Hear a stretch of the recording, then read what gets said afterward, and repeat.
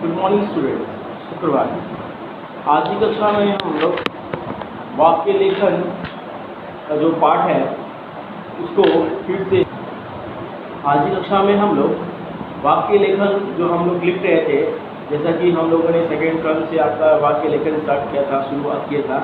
उसमें हमने आपको दो वाक्य लेखन आपको लिखने दिए थे। इसका हमने आपको बारी बारी से बहुत बार उसका CW वीडियो क्लिप्स आपको यूट्यूब वीडियो क्लिप्स आपको दिया था। तो ये देखिए वाक्य लेखन उस समय सेकेंड टर्म में आपका शुरुआत थे। अभी आपका वाक्य लेखन जितना भी आ रहा है ये संशोधन वीडियो के से आएगा, ठीक है। मतलब हमने वाक्य लेखन की प्रक्रिया शुरू कर दी है। अब वाक्य लेखन में जो भी हम वाक्य लेखन लिखेंगे वो CW में आपका संशोधन, मतलब हम लोग आप उसमें क्या सुधारेंगे। जैसा कि आप जानते हैं कि हमारा आपका एक चैप्टर शुरू हो चुका है, आपका मात्रा में और की मात्रा में शुरू हो चुका है। इसमें हमने आपको और की मात्रा का एक ऑरल वीडियो भी दिया, फिर उसको मैंने आपको समझाया और फिर आपको हमने टेक्स्ट में उसको ले जाकर अब उसको टेक्निक से समझाया कि कैसे उसको लिखना है। पहले हमने व्यंजन वर्ड को लिखा, फिर उस पर मैंने मात्रा लगाया, फिर शब्द लिखाया। अब आपको बोर्ड वर्क से नहीं जाके आपको मैंने डिजिटल पर दिखाया कैसे, ठीक है। तो आज हम लोग वाक्य लेखन में मैंने आपको दो वीडियो बनाए थे। बोर्ड वर्क में मैंने वाक्य समझाया था, वाक्य एक करके लिखा था, फिर आपको दिया था, फिर आपको वाक्य लिखा, फिर आपको दिया। आज के समय हम मैंने आपको आज भी ऑनलाइन मैंने आपको बोला है कि अब आपकी जितनी भी कक्षाएं होगी, क्योंकि आप आने वाले क्लासेस आप होंगे, उसमें आपको डिक्टेशन यानी कि श्रुति लेख पर लिखना होगा। इसीलिए मैं आपको कोई जो क्वेश्चन है जो बहुत कम आपको लिख के दे रहा हूँ, ठीक है। लेकिन हाँ, ऐसा नहीं कि आपको मैं लिखना छोड़ दूंगा, नहीं लिखाऊंगा, ठीक है।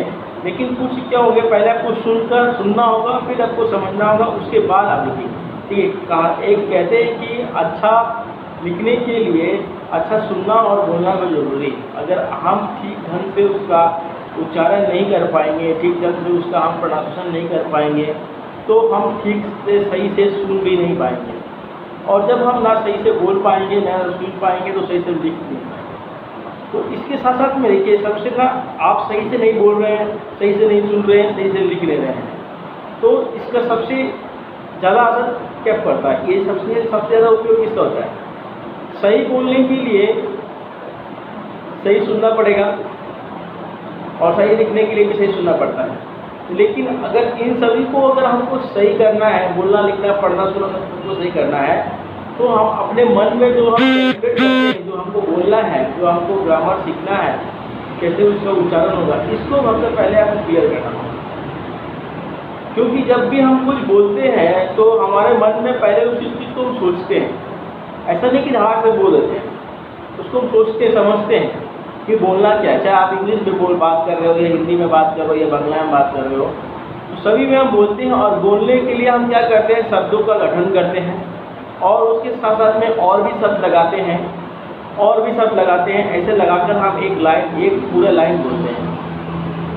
इसी पूरे लाइन को हम क्या कहते हैं, जब हमारा एक वाक्य पूरा लाइन खत्म होता है, पूरी पंक्तियाँ हमारी पूरी बात खत्म होती है, उसको हम वाक्य कहते हैं। तो बच्चों, मैंने आपको देखिए, आपका जो पहला वाक्य बनाओ का सेशन था, दूसरा वाक्य बनाओ का सेशन था, तीसरा वाक्य बनाओ सेशन था, ये उसी सेकेंड टर्म में था।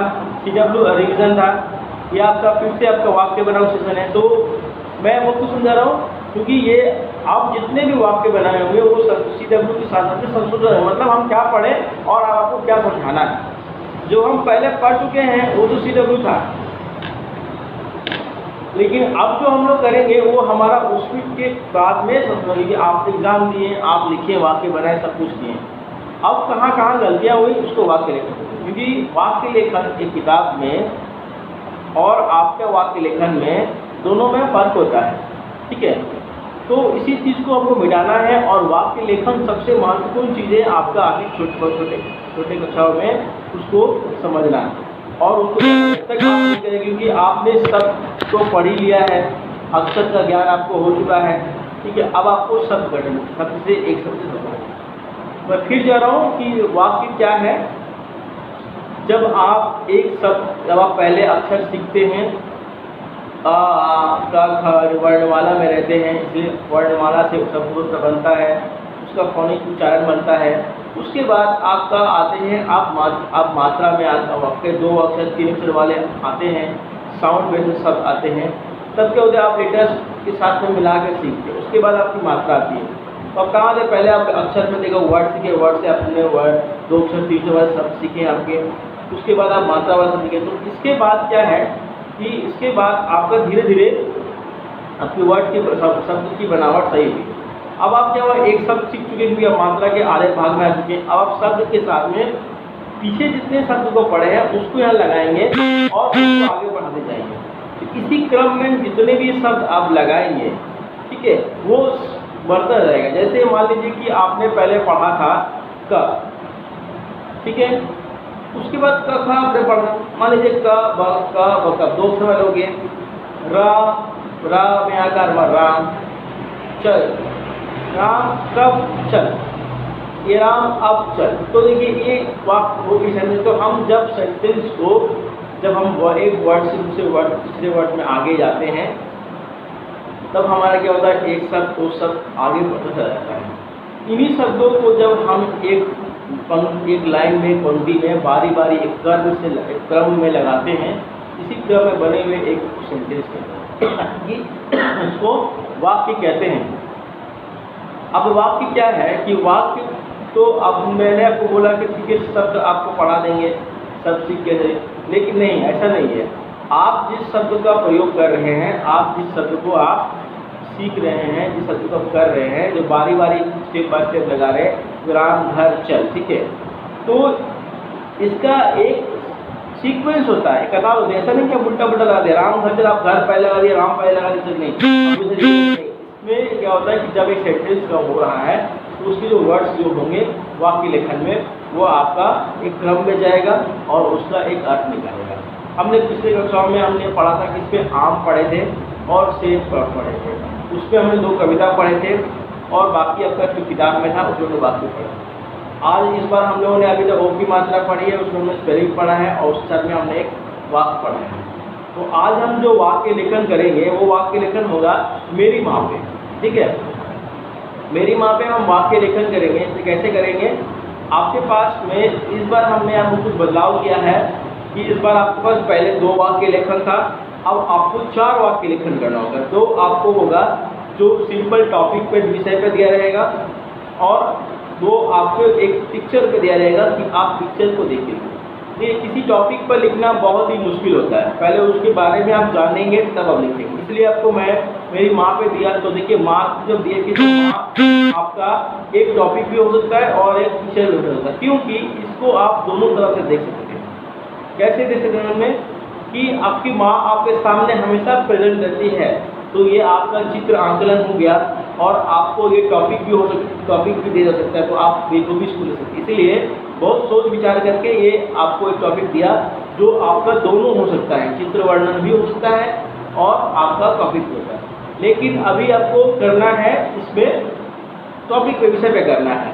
तो चित्र आपके मन पे हूबहू छप गया होगा कि लिखना क्या है, ठीक है। मैं लिख नहीं रहा लेकिन आपको बता रहा हूँ, अगली क्लासेस में आपको इसको मैं लिख के बताऊँगा कि कैसे आपको इसको लिखना है, ठीक है। तो अभी आप समझिए कि ये आपका डिक्टेशन क्लास है। आप पहले सूची लिखकर तैयारी कीजिए, उसके बाद आपकी जो गलतियाँ होंगी आप वहाँ नोट्स पर देख के लिख सकते हैं। तो आप क्लियर हो गया कि हमारा वाक्य लेखन का विषय क्या था, मेरी माँ। हम क्या लिखेंगे कि मेरी माँ, इसलिए हम अपने बोलते हैं मेरी माँ मेरी सबसे अच्छी माँ है, ठीक है। सभी की माँ अच्छी होती है, मेरी माँ मेरी देवता है, देवी है, मेरे लिए भगवान है। तो देखिए एक सेंटेंस जब कंप्यूटर कैसे शो कर रहे हैं, वो मेरी ज़िंदगी है, मेरी माँ मेरी ज़िंदगी है, मेरी माँ हर दिन सुबह जल्दी उठती है, ईश्वर की पूजा करती है, भगवान की पूजा करती है, वो घर का सारा काम खुशी से स्वयं करती है, तो खाली बैठना अच्छा नहीं लगता है, बिल्कुल पसंद नहीं है। मेरी माँ मुझे सुबह उठाती है, ब्रश कराती है, दूध पिलाती है, ठीक है। कविता का लाइन भी आपका है, मेरी माँ मुझे पढ़ाती है, कहानी सुनाती है और मेरे लिए मेरी माँ अच्छी अच्छी खाना बनाती है, मेरी माँ मेरा बहुत ध्यान रखती है, मैं भी अपनी माँ से बहुत प्यार करता हूँ। तो ये आपकी माँ, मैं अपनी माँ के बारे में जो कुछ फीलिंग्स है, जो विचार है, मैंने बोला था क्या, तो पहले सोचना होगा। इसी को आप सोचेंगे, समझेंगे, कैसे लिखेंगे। एजुकेशन था ये आपको समझाया गया, आने वाली कक्षा में आपको रिटन वर्क भी दिया जाएगा। मुझे आशा है कि इस आपको ये ओरल एजुकेशन वीडियो से आपको टॉपिक समझ में आया होगा और आने वाली कक्षा में फिर से आपको समझाएंगे।